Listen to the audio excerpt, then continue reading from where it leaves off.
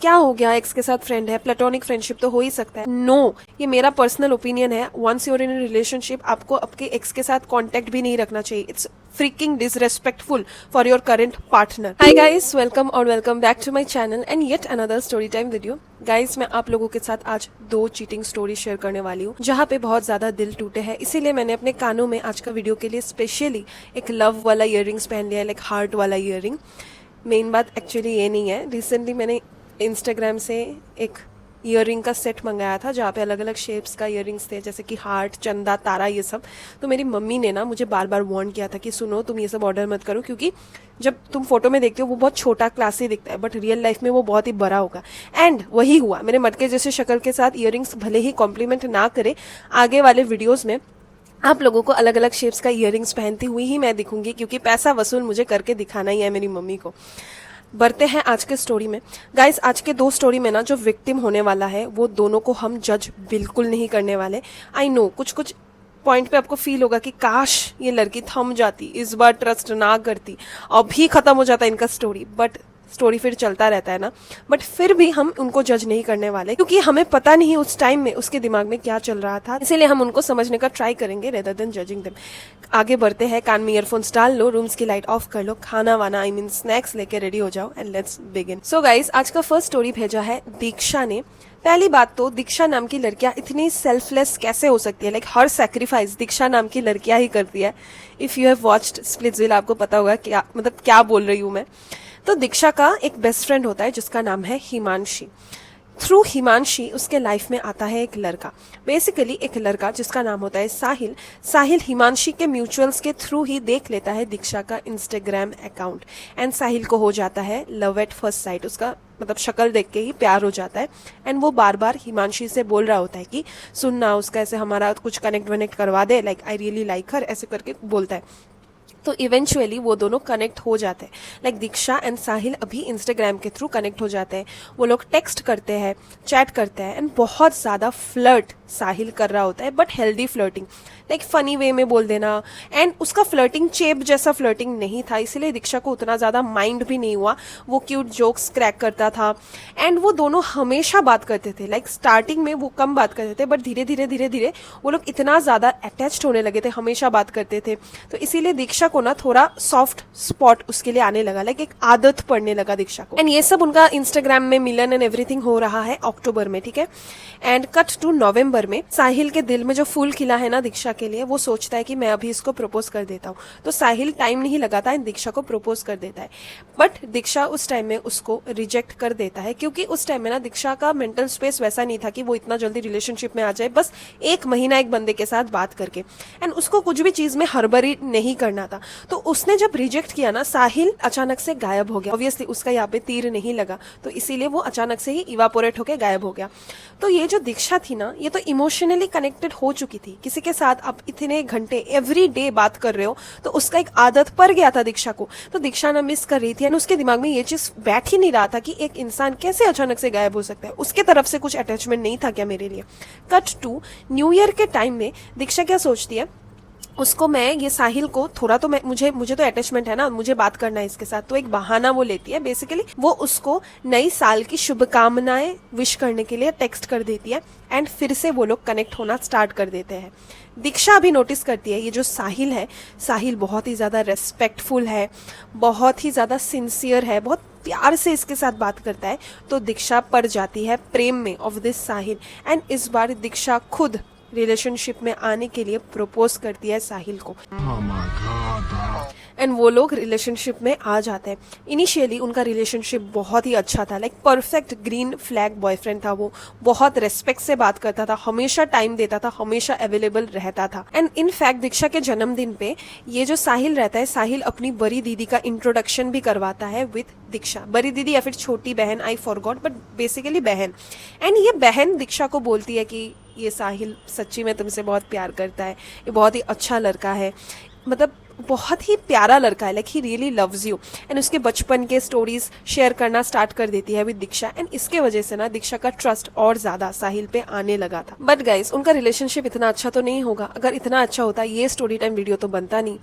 Cut to few months बाद ये जो साहिल होता है, साहिल अपना रंग दिखाना स्टार्ट कर देता है। उनके बीच में बहुत ही ज्यादा फाइट्स होना स्टार्ट हो जाता है, कुछ भी रैंडम टॉपिक्स पे, लाइक कम्युनिकेशन इश्यूज हो रहा है, झगड़ लो, कुछ भी फ्रेंड्स के रिलेटेड कुछ भी हो रहा है, झगड़ लो। हर छोटे मोटे चीज में साहिल टॉपिक ढूंढता था जस्ट झगड़ने के लिए, एंड उसको बीच बीच में ना ब्रेक लेना होता था रिलेशनशिप से, ताकि आई एम गेसिंग कि ताकि वो हुकअप कर पाए दूसरी लड़कियों से। अभी जो जो लोगों ने फ्रेंड्स देखा है एंड रॉस कैरेक्टर को आप ज्यादा फेवर करते हो, we were on a break वाले वो स्किनेरियो में, तुम लोग मुझे अटैक मत करना, इट इज मेरा पर्सनल ओपिनियन। ये जो साहिल था ये बीच बीच में गायब हो जाता था, ये टेक्स्ट नहीं करता था, कॉल नहीं करता था, एंड उसी टाइम में वो इंस्टाग्राम में स्टोरीज दे रहा है, ऑनलाइन आ रहा है, चैटिंग वेटिंग इधर उधर कर रहा है। तो ऐसा तो नहीं है कि उसने अपना फोन को फेंक के बहुत ज्यादा बिजी है, ऐसा कुछ नहीं है। तो दीक्षा ये सब देख के ना बहुत ज्यादा हर्ट हो रही थी, एंड उसको ऐसा फील हो रहा था कि इस रिलेशनशिप में मैं ही हर चीज कर रही हूँ, वन साइडेड एफर्ट्स मैं ही दे रही हूँ। ऐसा लग रहा है दीक्षा को कि वही वन साइडेड इस रिलेशनशिप को टिकाने का, चलाने का ट्राई करे जा रही है। आफ्टर 6 मंथ्स ये सब जब हो रहा है ना, 6 मंथ्स के टाइम फ्रेम में ही हो रहा है, आफ्टर 6 मंथ्स ये जो साहिल रहता है ये अपनी बहन को बोल देता है कि इन दोनों का ब्रेकअप हो चुका है, एंड दीक्षा बहन को खुद ही नहीं पता, दीक्षा को ही पता नहीं इन दोनों का ब्रेकअप हो चुका है, लेकिन ये खुद से ही ब्रेकअप खुद के ही दिमाग में देके अपनी बहन को बोल दिया, पता नहीं क्यों। एंड ऑलमोस्ट 1 साल बीत जाता है, बहुत ही ज्यादा उनका रिलेशनशिप टॉक्सिक हो जाता है। मतलब ये कपल ना एक दूसरे को अपना पासवर्ड शेयर करके रखते थे, बट इस टाइम में धीरे धीरे साहिल बहुत सारा चीजें छुपाना उसने स्टार्ट कर दिया। वो अपना फोन का पासवर्ड या फिर कोई भी अकाउंट का पासवर्ड शेयर नहीं करता था।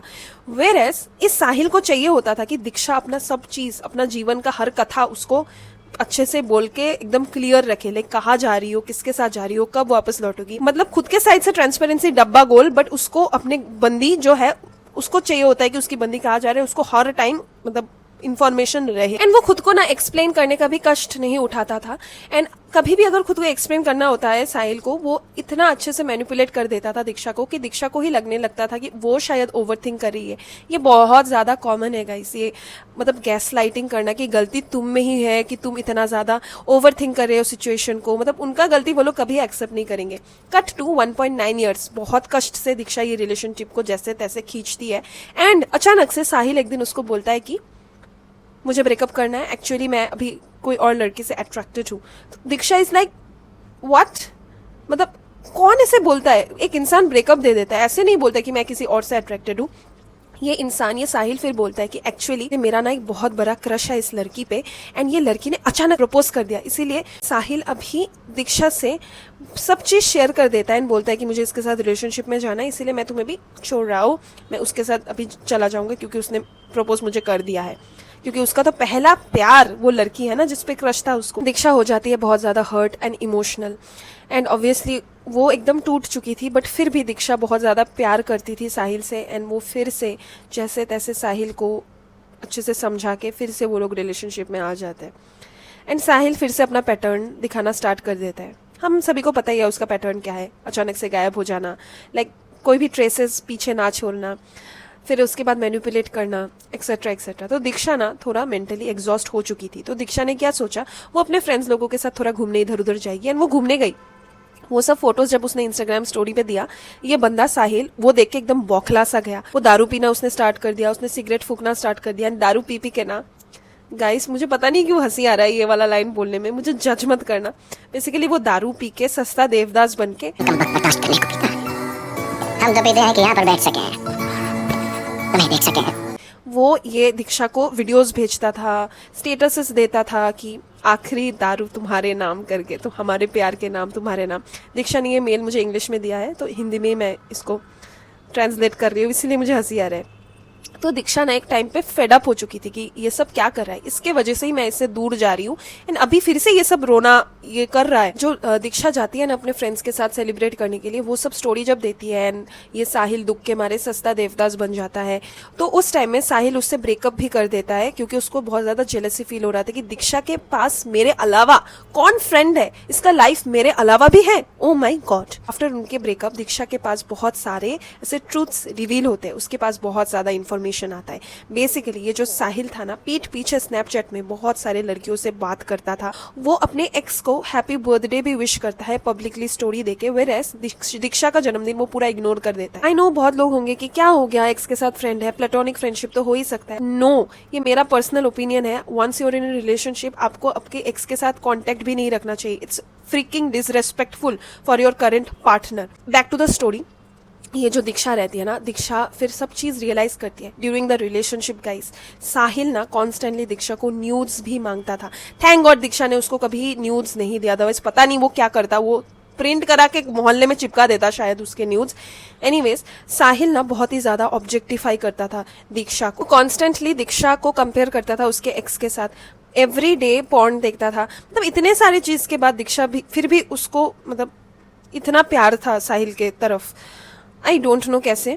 एनीवेज, दीक्षा को ना जैसे तैसे इस साहिल का इंस्टाग्राम अकाउंट का पासवर्ड पता चल जाता है एंड वो लॉग इन कर जाती है इंस्टाग्राम अकाउंट में एंड वो देखती है कि साहिल ना मल्टीपल लड़कियों के साथ बात करता है, उनको कपल रील्स भेजता है, उनको सेक्सुअल टेक्स्ट भेजता है, जिसमें से एक लड़की को उसने तो बोला भी हुआ था कि I want to do 69 with you. ये सब होने के बाद भी दीक्षा ना उसको बहुत ज्यादा प्यार था। वो सोच रही थी कि शायद मैं इसको फिक्स कर सकती हूँ, शायद रिलेशनशिप में फिर से आके मैं इसको सुधार सकती हूँ। That is the biggest mistake. ये सब लड़कों को कोई नहीं सुधार सकता। ये जो लड़का रहता है साहिल, इसका ऑडेसिटी देखो, ये उल्टा दीक्षा को बोलना स्टार्ट कर देता है कि मुझे ऐसी लड़कियां नहीं पसंद जो ज्यादा सोशलाइज करती है, जो छोटे छोटे कपड़े पहनती है। भले मैं खुद निक्कर में घूमूं बट मुझे ऐसी लड़कियां नहीं पसंद जो छोटे छोटे कपड़े पहनती है, ज्यादा बातें करती है, फिर किसी लड़कों से बहुत ज्यादा बातें करती है। एंड स्लोली ना दीक्षा रियलाइज करना स्टार्ट कर देती है कि मैंने बहुत ज्यादा चेंज किया through out this relationship for this बंदा, बट ये बंदा खुद का हरकतें चेंज नहीं कर सकता फॉर मी। तो दिख रहा है कि कौन रिलेशनशिप में रहना चाहता है। उनका जब भी ब्रेकअप हो जाता था ना, साहिल उसके जीवन से एकदम गायब सा नहीं हो जाता।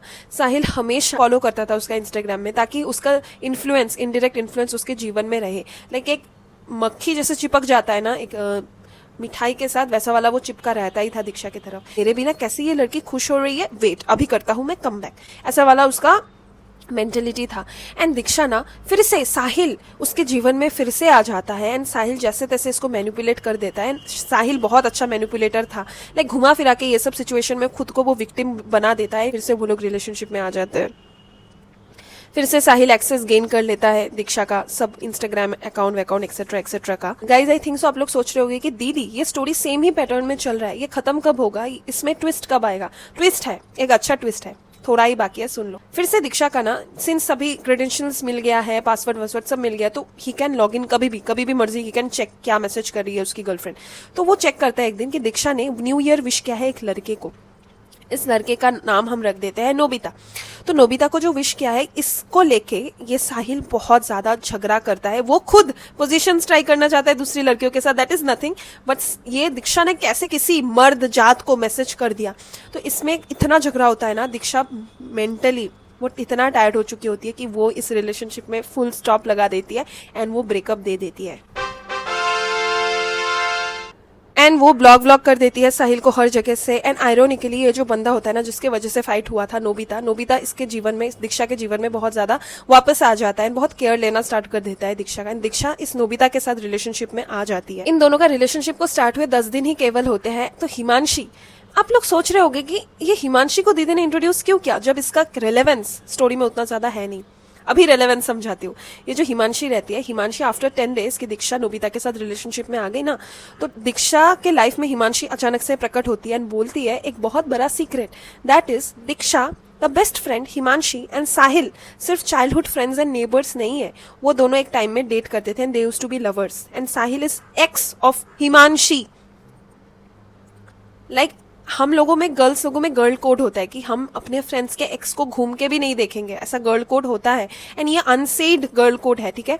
तो ये सुन के हिमांशी अभी फिर भी उसको कुछ फर्क तो पड़ता नहीं। जब रिसेंट ब्रेकअप हुआ था दीक्षा का विद साहिल, हिमांशी नहीं रहती है दीक्षा के पास उसको सपोर्ट करने के लिए, वो गायब सी रहती है, अचानक से अभी प्रकट हो रही है वो बंदी। दीक्षा ने फाइनली इन दोनों को ही कट कर दिया, ये जो हिमांशी एंड साहिल को अपने जीवन से धक्का मार दिया and she is very happy अभी जिस पोजीशन में वो है। एंड अभी भी ये हिमांशी जो है ना अपने प्राइवेट एंड बिजनेस अकाउंट से, दोनों अकाउंट से ही साहिल के साथ टच में है। एंड आई होप ये पूरा स्टोरी सुनने के बाद कि साहिल एंड हिमांशी एक साथ शादी करके गृहस्थी बनाए, क्योंकि they are made for each other. ये सब जब लोएस्ट टाइम था ना ऑफ दीक्षा के जीवन में वापस आती है। दीक्षा की एक बहुत पुरानी फ्रेंड जिसका नाम होता है गुन्नू, एंड गुन्नू एंड दीक्षा का ना बीच में फॉल आउट हो चुका था कुछ तो मिसअंडरस्टैंडिंग की वजह से। वेयर एज गुन्नू फिर से जब वापस आती है ना इतना लोएस्ट फेज में दीक्षा के जीवन का, यही उसका इमोशनल सपोर्ट बनती है। एंड दीक्षा फाइनली रियलाइज करती है कि जिस इंसान को मैंने 2 साल तक मैंने रिलेशनशिप में रहा, जिसको मैंने बेस्ट फ्रेंड कंसिडर किया, हिमांशी, वही मेरे पीठ में छुरा मार के चले गए। वेयर एज एक टाइम में जो ये फ्रेंड मेरे जीवन में था भी नहीं, अभी वो मेरा इमोशनल सपोर्ट बन गया है। तो guys this was the first story खत्म होते होते रूम इतना डार्क हो गया, कुछ टाइम बाद तो मैं भी नहीं दिखूंगी, तो जल्दी से जल्दी स्टार्ट करते हैं सेकंड स्टोरी भेजा है रिद्धि ने, एंड ये इंसिडेंट बहुत ही ज्यादा फ्रेश है उसके जीवन में। ये 1 साल पहले ही हुआ था। रिद्धि रिलेशनशिप में थी 3 साल से एक बंदे के साथ जिसका नाम फेक नेम हम दे देते हैं रोहित। रिद्धि और रोहित एक साथ कॉलेज में पढ़ते थे, उनका जान पहचान भी कॉलेज में ही हुआ, एंड वो लोग कॉलेज में ही रिलेशनशिप में आए। आई थिंक सो बैचलर्स वो लोग कर रहे थे, मुझे पता नहीं, कॉलेज का उतना ज़्यादा डिटेल्स नहीं था। तो ये रिद्धि एंड रोहित ना ऐसे कपल थे लाइक कॉलेज में उनको बहुत लुक अप टू किया जाता। They were like the perfect couple उनके कॉलेज में। फाइनली उनका कॉलेज के बाद ये जो रिद्धि होती है ना दिल्ली में रहती है, दिल्ली यूनिवर्सिटी में वो लोग पढ़ रहे होते हैं, तो रिद्धि दिल्ली में ही रह जाती है अपने घर में, वेरस रोहित मुंबई में चला जाता है क्योंकि उसको कुछ तो जॉब मिल चुका था। तो वो दोनों एक दूसरे से प्रॉमिस करते हैं कि हम दोनों लॉन्ग डिस्टेंस रिलेशनशिप में रहेंगे, but we will make it work. And ये मिथ है कि लॉन्ग डिस्टेंस रिलेशनशिप नहीं चलता, लॉन्ग डिस्टेंस रिलेशनशिप चलता है एज लॉन्ग एज दोनों साइड से कॉन्स्टेंट एफर्ट्स रहें, दोनों ही वो रिलेशनशिप के लिए रेडी हो, एंड दोनों वो रिलेशनशिप को रखना चाहे, उसका डेस्टिनेशन को शादी तक लेके जाना चाहे। रिद्धि के तरफ से था, रोहित के तरफ से नॉट सो मच। रिद्धि का क्या था कि रिद्धि ने अपने फैमिली से भी इंट्रोड्यूस करा दिया था ये रोहित को, क्योंकि उसको लगा था कि इसके साथ ही उसका शादी वादी होगा। वेरएज रोहित ने अपने मम्मी पापा से रिद्धि को इंट्रोड्यूस नहीं कराया था क्योंकि उसका कहना था कि उसके मम्मी पापा बहुत ज्यादा स्ट्रिक्ट है। कट टू अभी रोहित अकेला रह रहा है, एक कोई तो फ्लैट उसने ले लिया है। तो रिद्धि ना अचानक से प्लान करती है कि रिद्धि के पेरेंट्स बहुत ज्यादा कूल थे, वो प्लान करती है कि दिसंबर के अराउंड ये जो रोहित है ना, रोहित का जन्मदिन 23-24 के टाइम पे था, तो वो प्लान करती है कि क्यों ना मैं सरप्राइज उसको देने जाऊं एंड बर्थडे एक साथ सेलिब्रेट करें एंड फिर न्यू ईयर सेलिब्रेट करके आ जाऊं मैं।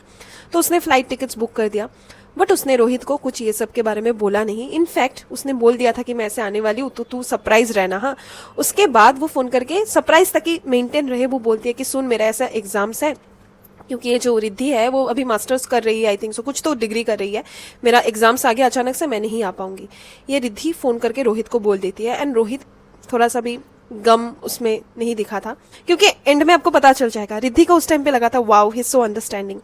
एंड सपोज रिद्धि का फ्लाइट है 23-24 को, उसका जन्मदिन है 22 तारीख को, तो 22 तारीख के एक हफ्ते पहले रिद्धि को पता चलता है कि रिद्धि का ना एक माइनर सर्जरी होना बहुत इंपॉर्टेंट है। माइनर सर्जरी मतलब टीथ में सर्जरी। टीथ से याद आया, मेरे भी टीथ का सर्जरी आने वाला है, एंड शायद मैं तब बात नहीं कर पाऊंगी। तो रिद्धि बहुत ज्यादा ना डिस्टर्ब रहती है सोच के कि मैं जा पाऊंगी कि नहीं, इतना एक्साइटेड हूं मैं, एंड ये सब के बीच में वो बहुत ज्यादा स्ट्रेस्ड भी है।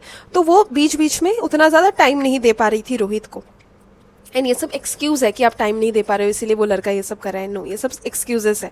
तो उनके बीच में बहुत ज़्यादा फाइट्स होना स्टार्ट हो गया, एंड फाइनली वो दिन आ गया, वो रिकवर हो गई क्योंकि दांत का ही इंजरी था या फिर सर्जरी था। वो एयरपोर्ट में बैठी हुई है मस्त, एंड उसको आता है call of Rohit, and Rohit phone करके बोलता है कि सुन, I don't think so it is working out, I think so हमें ब्रेकअप कर लेना चाहिए।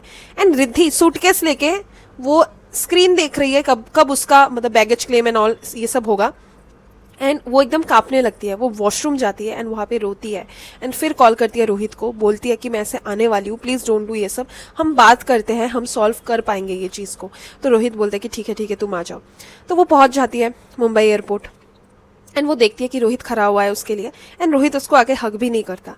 उसी मोमेंट में रिद्धि को फील हो जाता है कि ये मेरा बॉयफ्रेंड नहीं है, मतलब फैमिलियर फेस है बट ये स्ट्रेंजर जैसे दिख रहा है।